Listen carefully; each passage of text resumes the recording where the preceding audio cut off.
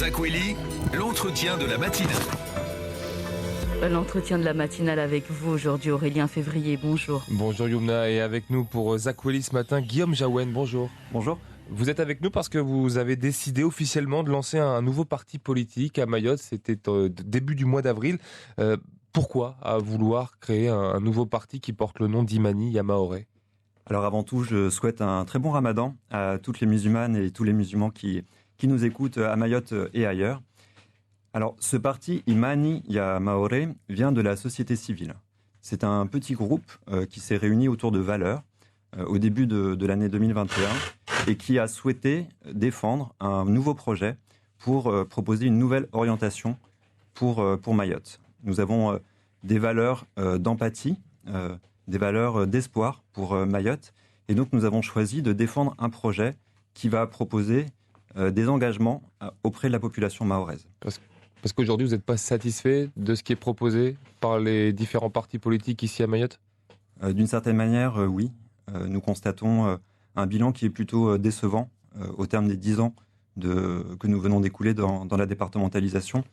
Et ce bilan plutôt décevant nous a invités à proposer de nouvelles propositions pour Mayotte, des propositions pour la réussite de la jeunesse, des propositions pour davantage de dignité humaine à Mayotte, des propositions pour créer plus d'emplois, pour améliorer notre qualité de vie, et aussi des propositions pour que la population soit resituée comme le vrai décideur de la gouvernance à Mayotte.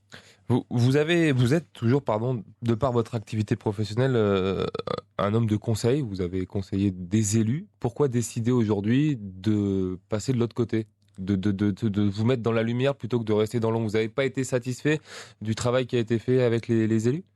Non, j'ai eu de très bonnes relations avec les élus. Pas satisfait du résultat alors ? En fait, je suis content. Donc, ça va faire 10 ans là que je suis à Mayotte. Les travaux sur lesquels je me suis engagé dans mon activité professionnelle, ce sont des travaux auxquels j'ai consacré beaucoup d'énergie, beaucoup d'espoir. J'ai eu de très bonnes relations avec des élus. Malgré tout, je ressens le besoin en tant que père de 2 enfants, en tant qu'habitant de ce territoire, voulant poursuivre ma vie ici dans les meilleures conditions, voir mes enfants grandir et être épanoui en sécurité à Mayotte. Je ressens le besoin d'avoir un engagement citoyen qui devienne un engagement politique. Vous êtes combien aujourd'hui à Imani Yamaoré ? Alors, en adhérant, on est sympathisant, on est une vingtaine, on va dire, et en sympathisant, ça grandit de jour en jour. Je pense qu'aujourd'hui, le dernier live qu'on a pu faire sur Facebook, il y a eu peut-être 18 000 vues. Donc, je pense que nos propositions sont en train de recevoir un écho très positif dans la société mahoraise. Il y en a beaucoup des propositions que vous faites. On pense aujourd'hui la faute à l'actualité qui est lourde à Mayotte, à la jeunesse, aux lycéens. Après ce qu'ils sont en train de vivre, beaucoup nous disent on veut aller à l'école en sécurité, on veut vivre en sécurité. Qu'est-ce que vous leur répondez, vous, aujourd'hui ? Je tiens à nouveau à témoigner beaucoup d'émotions et puis de solidarité avec ce que vit aujourd'hui les jeunes de nos lycées, également les enseignants qui sont auprès d'eux. La situation actuelle, elle est vraiment terrible et elle nous invite à avoir des réactions très, très énergiques et très volontaires pour changer la situation. Le fait que notre jeunesse ne soit pas en sécurité, c'est vraiment quelque chose qui doit nous interpeller collectivement. Je pense qu'il n'y a pas une solution magique, il y aura plusieurs choses à mettre en ordre de marche pour que ça fonctionne, mais l'idée quand même première, c'est d'assurer la sécurité, donc d'augmenter les moyens pour assurer la sécurité. On a vu là que le recteur, quand il présente les chiffres des moyens mobilisés dans les établissements, pouvait quand même que constater le défaut de personnel en fait en nombre présent dans les établissements. Donc il faut probablement renforcer les moyens dans les établissements, les moyens de surveillants, les moyens pour assurer la sécurité. Je pense qu'également sur le territoire, aujourd'hui, quand on nous dit qu'on augmente nos effectifs de sécurité, de force de l'ordre, une part très importante de ces moyens sont consacrés à la lutte contre l'immigration clandestine. Et du coup, quand les policiers sont en train de mener ces missions de protection des frontières, ils n'assurent pas la sécurité des citoyens face à la délinquance. Je pense qu'il va nous falloir renforcer vraiment les moyens. Et pour ça, par exemple, mobiliser les réserves les réserves nationales de gendarmes, de gendarmerie, de police. Ça va nous permettre de créer de l'emploi pour des Mahorais. Parce que du coup, les réservistes, si on augmente de façon très importante les effectifs des réservistes, on va augmenter nos forces de sécurité, mais avec des Mahorais qui s'investiront dans ce sujet de la sécurité. Donc ça, c'est un point vraiment important. Par rapport à la jeunesse, nous, ce qu'on souhaite, c'est que, évidemment, la sécurité de nos jeunes soit garantie, mais on souhaite aussi lui donner tous les moyens de sa réussite. À Mayotte, aujourd'hui, l'éducation est en retard sur beaucoup de sujets. Évidemment, les infrastructures, évidemment aussi les enseignants titulaires qui sont aujourd'hui trop peu nombreux. Et on a aussi, de notre point de vue, un énorme défi sur l'enseignement supérieur. Le fait qu'on ait une université avec uniquement 1500 places, ça prive de nombreux Mahorais de possibilités de poursuivre leur éducation, de poursuivre leur enseignement supérieur à Mayotte. Et aujourd'hui, ça doit être pour nous le défi premier du mandat qui va venir, offrir à Mayotte une université de plein exercice, offrir à nos jeunes les conditions de leur réussite, de leur épanouissement dans leur vie future. Et leur permettre de rester après, de faire leurs études supérieures ici sur place pour pouvoir après s'installer, installer leur activité professionnelle à Mayotte? Oui, enfin après, à eux de choisir la vie, on ne va pas les attacher à Mayotte, ils peuvent aller où ils veulent, mais en tout cas qu'ils aient la chance de réussir leurs études à Mayotte en ayant du coup à Mayotte une université de plein exercice, avec un vrai campus, avec des laboratoires de recherche, des enseignants de qualité qui leur permettent de construire leur vie future à leur guise après. Vous avez déjà imaginé un peu ce campus, vous le situez à Combani, c'est quelque chose de plausible aujourd'hui? Vous parlez de récupérer le terrain du golf de Combani pour installer ce campus? En tout cas, c'est quelque chose qui pourrait être réaliste, oui, parce que le terrain du golf, c'est en zone constructible. C'est un terrain privé, mais on peut faire ce qu'on appelle une déclaration d'utilité publique pour récupérer un foncier privé. Et je trouve qu'il y a un symbole très important à consacrer un foncier avec une telle qualité paysagère, un lieu aussi magnifique que le golf, un tel potentiel, pour en faire un écrin magnifique pour nos étudiants, pour qu'ils aient, comme les plus grandes universités mondiales, un environnement extrêmement agréable pour étudier à Mayotte. Et du coup, on pourrait aussi attirer des personnes venant de l'extérieur, pourquoi pas d'ailleurs des métropolitains qui choisiraient de venir étudier à Mayotte et faire briller Mayotte par l'excellence de son enseignement supérieur. Pour nous, c'est un défi ambitieux mais réaliste. Alors vous le dites, ce serait un écrin magnifique, mais comment on réalise, on arrive à cette réalité d'avoir ce campus à Combani? Déjà, il faudrait que la population soit d'accord, mais on espère que le débat pourra être mené. La façon de faire, c'est, comme je le disais, de lancer ce qu'on appelle une déclaration d'utilité publique qui permet du coup d'engager la démarche de récupération de ce foncier pour un projet d'utilité publique et après de faire les différentes étapes d'un projet qui consiste à faire un projet d'aménagement, un projet architectural, un projet de programme, d'équipement et en parallèle faire venir les enseignants-chercheurs pour constituer notre université. Vous souhaitez également faire des actions en justice contre l'État pour revendiquer ici à Mayotte l'égalité républicaine. Ça permettrait quoi, ça? Alors, merci beaucoup pour cette question. C'est le point sur lequel on a énormément besoin de communiquer en ce début de campagne pour nous. Donc, une action en justice, ça consiste à déposer une plainte contre l'État pour rupture d'égalité.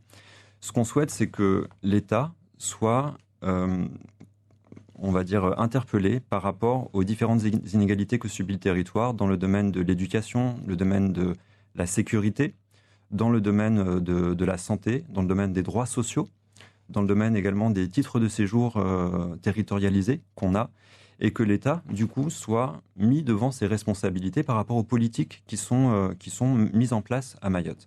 Aujourd'hui, on a quand on a des revendications à Mayotte, on rencontre comme interlocuteur le gouvernement, le ministère des Outre-mer, le Premier ministre et les différents ministres qui sont en charge des politiques publiques ici. Or, ce qu'on constate, c'est que ces politiques ont souvent la pression d'accorder des droits à Mayotte au prétexte que ça générerait un appel d'air. En gros, si Mayotte avait un rattrapage et se mettait sur les standards métropolitains ou réunionnais, On nous oppose que ça générerait un accroissement du flux migratoire. Et pour nous, cet argumentaire, il est illégal.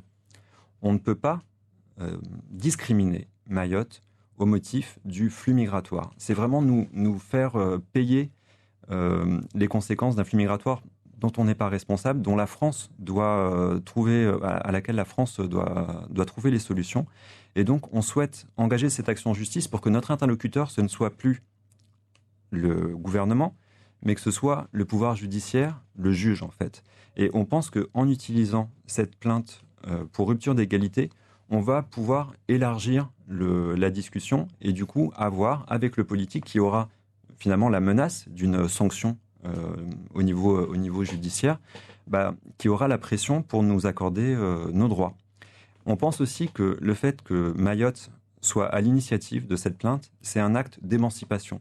C'est un acte qui va nous permettre d'affirmer notre dignité humaine, notre dignité aussi au sein de la République française. On y voit un acte vraiment mature, un acte sage et un acte déterminé. Donc pour nous, c'est vraiment essentiel de mettre au débat cette option de la plainte pour rupture d'égalité et après d'aller chercher auprès de la population via un référendum d'initiative locale qu'on souhaitera organiser une fois du coup le conseil départemental renouvelé.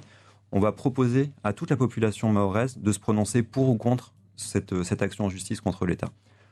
Les échos qu'on peut en avoir aujourd'hui, c'est que la population mahoraise est prête à avoir cette action en justice. Il y a le courage, il y a la détermination, il y a la dignité au sein de la population mahoraise pour concrétiser cette action. Il y a une jurisprudence à ça. Ça a déjà été effectué par des territoires, par des communes en France, en métropole, dans les Outre-mer. Alors, on a un territoire qui est chef de file de ce type d'action, qui est la Seine-Saint-Denis. La Seine-Saint-Denis, c'est un territoire qui avait fait l'objet d'un rapport de l'Assemblée nationale il y a maintenant 3 ans et qui avait constaté qu'il y avait beaucoup d'inégalités au niveau de ce territoire dans le déploiement des politiques publiques. Sur la base de ce rapport, une plainte a été déposée par les communes de Seine-Saint-Denis, par 5 communes de Seine-Saint-Denis. Le chef de file de ces plaintes, c'est la commune de Stein. Donc là, on s'est mis en relation avec le maire de Stein. Il nous a assuré de tout son soutien, de toute sa solidarité par rapport à l'action qu'on envisage pour Mayotte. Aujourd'hui, ils vont simplement maintenant, au bout de 3 ans, il y a toujours une inertie importante dans les actions en justice, mais ils vont maintenant passer dans la phase du jugement. En fait, le juge est maintenant amené à se prononcer par rapport à ce dossier. Et donc, on ne sait pas encore ce que ça va donner, mais ça va être concrétisé dans quelques mois, en fait, cette action en justice. Ce dont on est sûr, c'est que au-delà de l'outil juridique qui peut permettre d'obtenir des réparations financières pour le territoire qui a été lésé, c'est un outil politique. Surtout à Mayotte, si on utilise le référendum d'initiative locale pour enclencher la démarche. En fait, ça permet vraiment d'avoir une unité forte du territoire pour sa dignité, pour l'égalité des droits. Et au-delà même de l'action en justice qui va prendre du temps, ça va prendre 3-4 ans peut-être, le fait d'avoir engagé cette démarche, ça nous crée des opportunités de lobbying politique et des opportunités pour obtenir plus rapidement des avancées pour Mayotte. Et vous êtes tout seul avec ça ou il y a d'autres partis politiques qui sont avec vous pour faire front commun par rapport à cette initiative-là ? Alors, on n'a pas encore d'engagement ferme de la part de partis politiques. Les personnes engagées en politique avec qui on peut discuter sont intéressées par la démarche. Après, on sait que dans certains partis politiques, il peut y avoir des difficultés à se positionner en soutien de ce type de démarche parce que c'est une action qui vient du territoire. Du coup, on va dire que pour des partis de gouvernement, c'est pas forcément l'habitude d'aller chercher la légitimité au niveau du territoire. On va souvent chercher l'obtention des avancées dans les ministères. Là, on fait venir la dynamique du territoire, donc c'est un peu innovant, un peu nouveau. Aujourd'hui, on a aussi des courriers communs adressés. Ça, c'est une solution qui ne suffit plus aujourd'hui ? Il faut vraiment passer une vitesse supérieure ? Je vous retourne la question. Est-ce que pour vous, ça donne des bons résultats, ces courriers ? de répondre là-dessus. J'ai pas le sentiment qu'on ait des résultats probants avec les courriers. Merci beaucoup, Guillaume Jaouen. Vous étiez l'invité de Zach Welly ce matin.